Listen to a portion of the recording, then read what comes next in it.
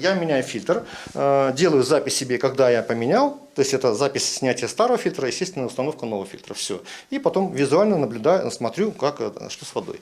Да якасці жыцця ў вёсцы Романовича у Сергея Ключынскага пытанняў не ўзнікала да мінулага года. Асноўная праблема на сённяшні дзень – якасць вады. Галоўны маркер камунальнага збою, на думку мужчыны, расходнікі для ачышчальных сістэм. Калі раней стандартны фильтр Сергей меняў раз у 6 месяцаў, то зараз яго ресурс вычерпывается за 2 тыдні. В ноябре месяце 2025 года я по электронной почте написал обращение в водоканал, именно водоканал.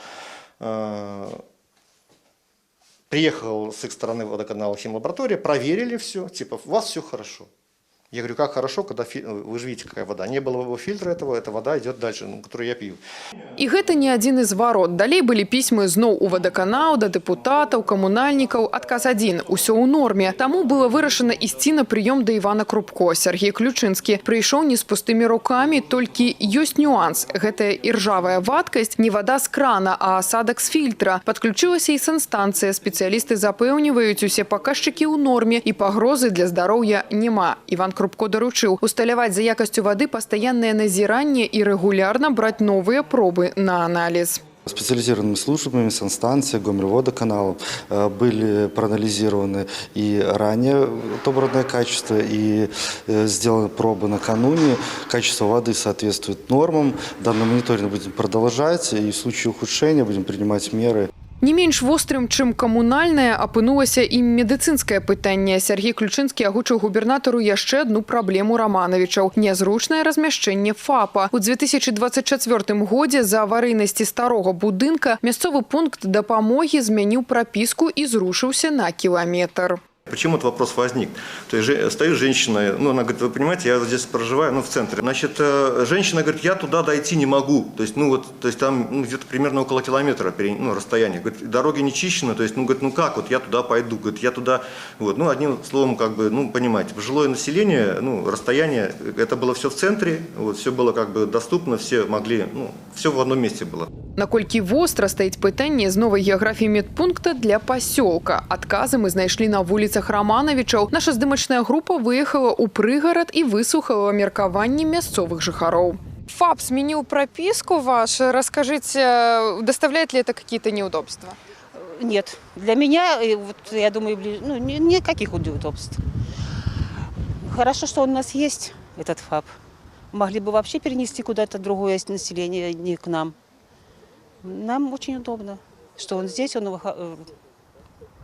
Нормальное явление, тепленько, хорошо по сравнению с тем, что был.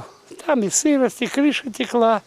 Короче, было очень не раздеться зимой, ничего. Здесь намного лучше.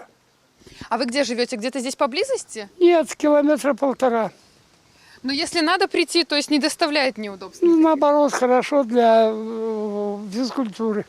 Ад камунальных пытанняў да зямельных парадоксаў на прамую лінію да губернатара звярнулася жыхарка вёскі Плёсы. Частка яе участка пастаянна сыходзіць пад ваду падчас паводак. Каб выратаваць маёмасць, жанчына падняла ўзровень зямлі на 3 метры і абнесла тэрыторыю плотам. Цяпер гаспадыня спрабуе легалізаваць абноўленыя межы, але мясцовы сельсавет адказвае. Есть комиссия по легализации, она выйдет к вам, посмотрите, если есть разночтение. И я обязательно вам отвечу по доступности. Разберемся, если есть такая возможность, там нету разночтения закона и есть возможность легализовать, постараемся в ближайшее время решить ваш вопрос. Фінальным пунктам у марафоне зваротаў стала пытанне адукацыі. Жыхарка Новабелецкага района абласнога цэнтра змагаецца за будучыню свайго дзіцяці. Дзевяцікласнік зараз вучыцца ў гімназіі, але невялікія сярэднія балы падштурхнулі сям'ю да рашэння працягнуць навучанне ў звычайнай школе і спакойна скончыць 11 класаў тут жа, у Беліцы. Але жанчыне ўсюды адмаўляюць з-за перапоўненых класаў і чужой прапіскі. Іван Крупко заверыў, у бліжэйшыя суткі маці старшакласніцы прапануюць варыянты. Тетяна Пімнёнкова, Владислав Казулов, телерадиокомпания «Гомель».